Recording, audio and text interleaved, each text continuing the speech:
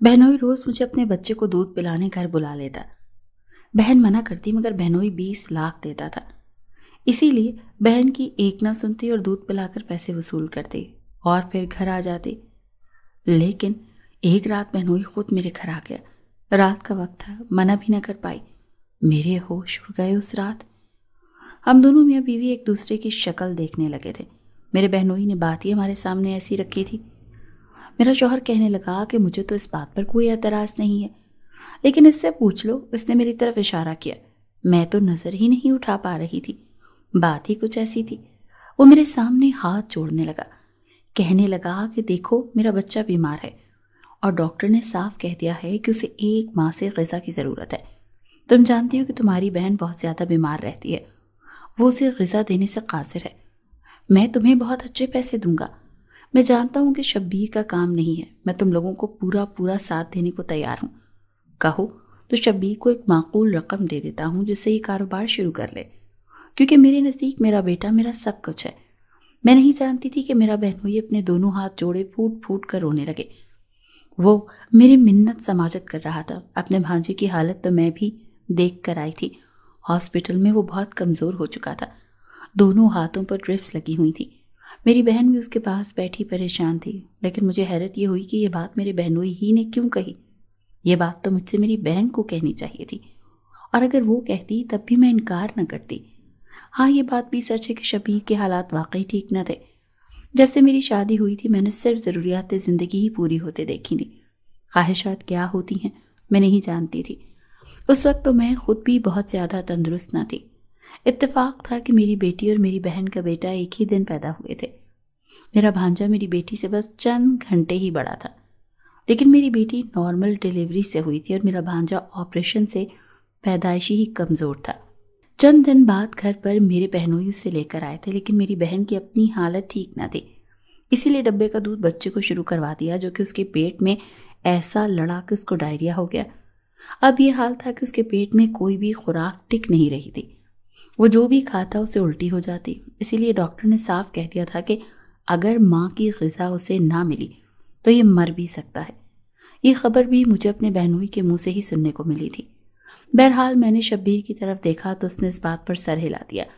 मैंने भी बहनोई के सामने हामी भर ली। वो खुश हो गए। सबसे पहले तो उन्होंने मेरा घर बेचा और अपने घर के बराबर वाला घर खरीद कर हमें दिया, ताकि बच्चे को खिलाने पिलाने में ताख़ीर ना हो सके।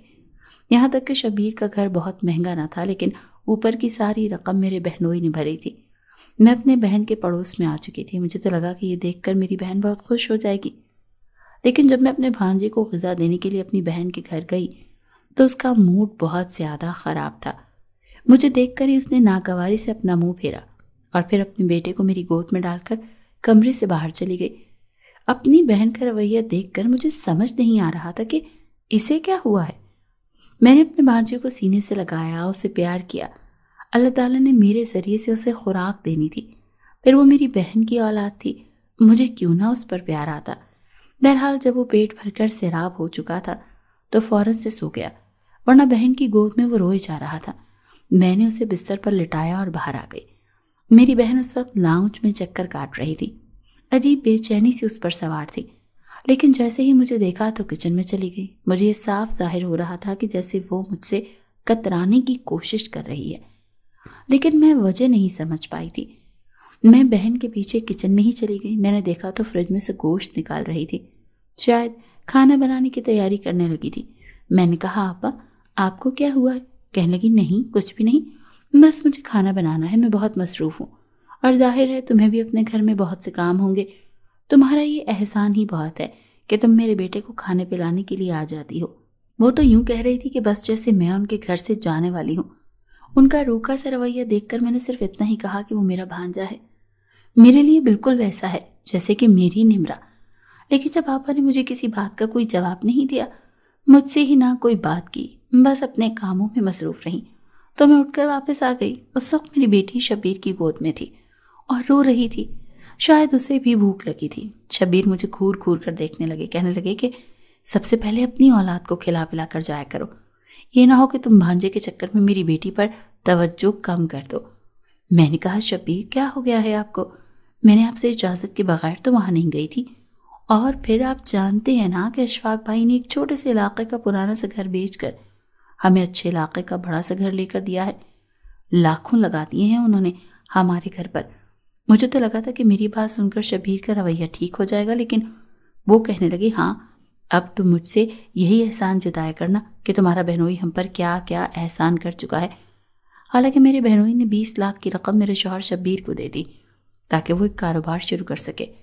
شبیر کہنے لگا اس نے ہم پر کوئی احسان نہیں کیا، سمجھی نا؟ سال بعد تمہاری بہن کے گھر اولاد ہوئی ہے، اور جانتی ہو نا کہ ڈاکٹر نے کیا کہا ہے کہ دوبارہ تمہاری بہن ماں نہیں بن سکتی۔ تمہارا بہنوئی جو کچھ کر رہا ہے اپنے بیٹے کے لیے کر رہا ہے، اس لیے میری بات کان کھول کر سن لو، اس کا کوئی بھی احسان ہمارے سر پر نہیں ہے۔ ہاں یہ ہے کہ تم اس کے بیٹے پر احسان کر رہی ہو۔ مجھے اپنے شوہر کی سوچ پر حیرت ہوئی تھی۔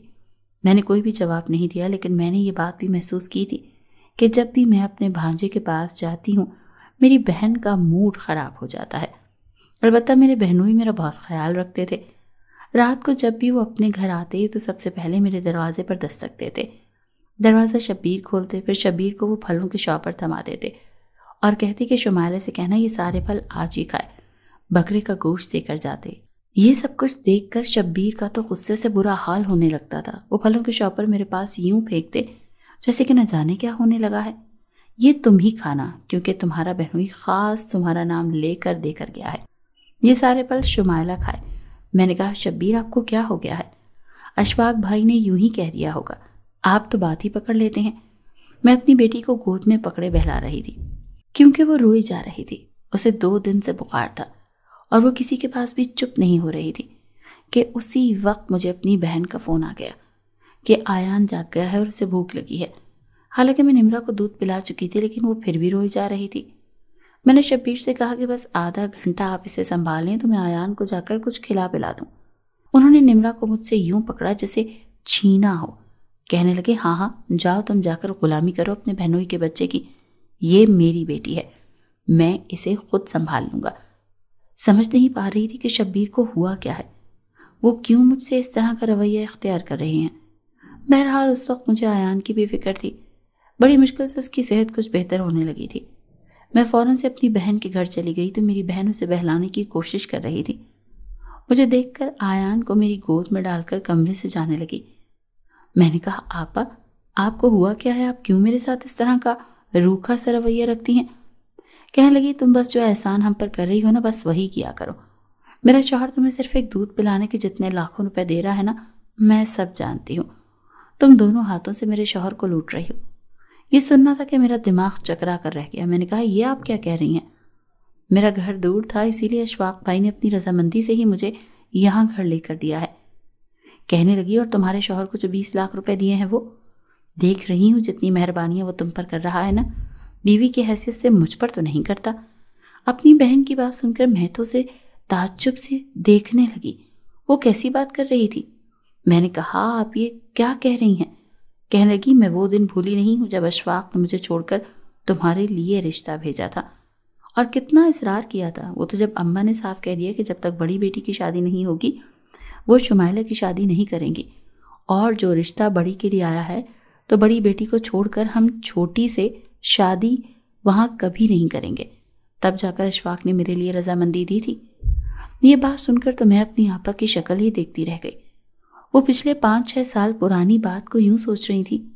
نہ تو میں نے کبھی اشفاق بھائی کو اس نظر سے دیکھا تھا، اور نہ ہی شادی کے بعد کبھی انہوں نے مجھ سے ایسی کوئی گفتگو کی، کیونکہ میری بہن سوچ رہی تھی شاید پہلے انہیں ایسی کوئی خواہش ہوگی، لیکن شادی ہونے کے بعد تو انہوں نے اپنے رشتے کو پوری ایمانداری سے نبھایا تھا۔ اور میری شادی تو ابھی 2 سال پہلے ہی شبیر سے ہوئی تھی جب اشفاق بھائی نے رشتہ مانگا تھا۔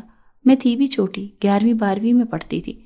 میرے ابا تو کبھی بھی میری شادی نہ کرتے، بس اس وقت وقتی طور پر ہو جانے والی بات کو میری آپا نے کسی دوسرے ہی انداز میں لے لیا تھا۔ دیکھا آپ ایسا کیوں سوچ رہی ہیں؟ ایسا کچھ نہیں ہے، لیکن ان کے دماغ میں بیٹھا شک کا کیڑا میں کبھی نکال نہیں سکتی تھی۔ میں تو شبیر کے رویے سے بھی پریشان تھی۔ اب تو میں سوچ میں پڑ گئی تھی کہ کیا کروں اور کیا نہ کروں، کیونکہ جیسا میری بہن سوچ رہی تھی ایسا ہی کچھ رویہ مجھے شبیر کا بھی نظر آ رہا تھا۔ میں نے بہنوئی سے کہا کہ شبیر کا کام اچھا چل رہا ہے، لہٰذا آپ کو مجھے پھل اور گوشت لا کر مت دیں۔ شبیر مجھے جو لا کر دیتا ہے وہ بہت अच्छा है, वो सब मेरी ज़रूरियात को पूरा कर रहे हैं। मेरी बात सुनकर मेरे बहनोई मुझे गौर से देखने लगे। कहने लगे, कुछ हुआ है क्या?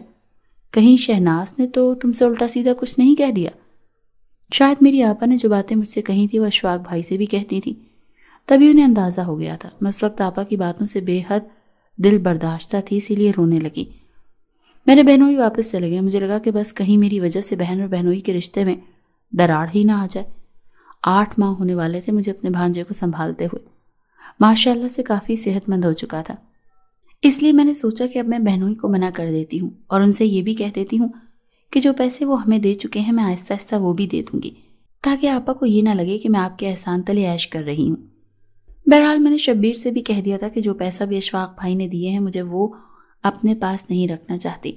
जैसे जैसे आपका कारोबार बढ़ता जाएगा हम पैसे को जमा करेंगे और अशफाक भाई को वापस लौटा देंगे। ये बात सुनकर शब्बीर मेरी तरफ गौर से देखने लगे। कहने लगे, ये बात अब तुम्हारे दिमाग में किसने डाल दी? मैंने कहा, आपके रवैये ने। मुझे लगता है जैसे आप मुझ पर शक करने लगे हैं, और मैं ये सब कुछ नहीं चाहती। बस 6 महीने की और बात है कि मेरा भांजा जब खुराक खाने लगेगा तो उसे मेरी ज़रूरत नहीं रहेगी। अब मैं चाहती हूँ कि उस वक्त तक हम घर की कीमत भी अशफाक भाई को उतार दें और ये घर बेचकर अपने मुझे जहाँ चाहे ले जाएं। मुझे यहाँ नहीं रहना। मेरी बात सुनकर कहने लगे कि तुम शायद ज़्यादा ही सोच रही हो। मैंने कहा, नहीं, आपके शक ने मुझे ये सोचने पर मजबूर किया है और अब मैं वही करूँगी जो मैंने सोच लिया है। शब्बीर शायद अपने रवैये पर शर्मिंदा हुए थे। 8 माह का अरसा भी गुजर गया। अब आयान घर की हल्की फुल्की चीज़ें खाने लगा था, लेकिन उसको मुझसे बेहद मोहब्बत हो गई थी। शायद फितरी सी बात थी। बेशक वो मेरे वजूद का हिस्सा नहीं रहा, लेकिन फिर भी मेरे बहुत करीब था। और अब डॉक्टर ने भी कह दिया था कि आपका बेटा घर की चीज़ें खा सकता है। आपा तो बयान को मेरे पास भी भटकने नहीं देती थी। न जाने उन्हें किस बात का डर था। बहरहाल मैंने वो घर बेचा और एक दूर दराज इलाके में घर ले लिया। शब्बीर ने भी पाई पाई जमा करके अशफाक भाई के सारे पैसे उतार दिए। हमारे हालात अब काफ़ी बेहतर हो गए थे। अब मैं आपा के घर बहुत कम जाती थी, लेकिन आयान जैसे ही 15-16 बरस का हुआ खुद ही मुझसे मिलने आ जाता था। वो और निम्रा एक स्कूल में पढ़ते थे और ये एक इत्तेफाक था, इसीलिए निम्रा से कुछ न कुछ पूछने के लिए वो हमारे घर आने लगा। मेरे बचपन से ही उसके साथ रह चुकी थी, इसीलिए जब वो घर आता तो मेरी मोहब्बत उसके लिए बेइख्तियार सी होने लगती। इससे आपा के बारे में पूछती तो कहता कि उनका रवैया ऐसा ही है।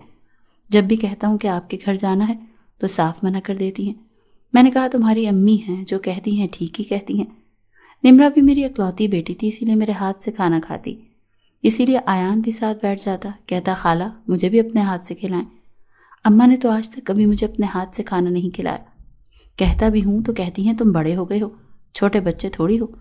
वक्त गुजरने लगा। मेरे सर पर तो आफत उस वक्त टूटी है जब मेरी बहन ने रोते हुए मुझे फ़ोन किया और कहने लगी कि आयान और निम्रा शादी करना चाहते हैं। ये सुनकर तो मेरा दिमाग चकरा कर रह गया था। कहने लगी कि तुमने अपनी बेटी को भी मेरा ही घर दिखाया है। तुम्हारी वजह से मेरी ज़िंदगी हमेशा अजाब में ही रही। अशफाक ने कभी मुझे वो मोहब्बत नहीं दी जिसकी मैं हकदार हूँ, और तुम्हारी बेटी ने वो तमाशा लगाया कि हमारे घर में तो तूफान उठ गया है। मैंने कहा, आपा आप कैसी बातें कर रही हैं?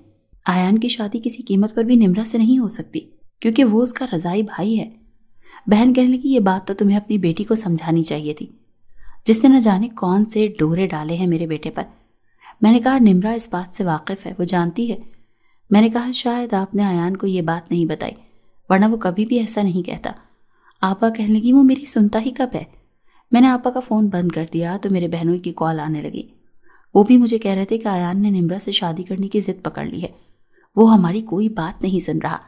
मैंने उनसे कहा कि वो तुम्हारी रज़ाई बहन है तो कहता है कि आप लोग मेरी शादी निम्रा से ना करने के बहाने ढूंढ रहे हैं।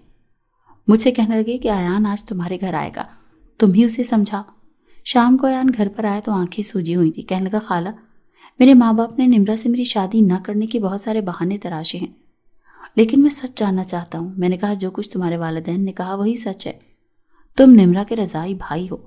अगर तुम्हारे दिल में मेरी ज़रा सी भी इज्जत है तो समझो कि मैं सच कह रही हूँ और निम्रा इस बात को जानती है। कहने लगा, मेरी कभी उससे बात नहीं हुई, लेकिन आप कह रही हैं तो ठीक ही कह रही होंगी। ये कहकर वो चला गया। मुझे मालूम हुआ कि वो बैरून मुल्क चला गया है। अब वहीं नौकरी के साथ साथ सेटल हो चुका है।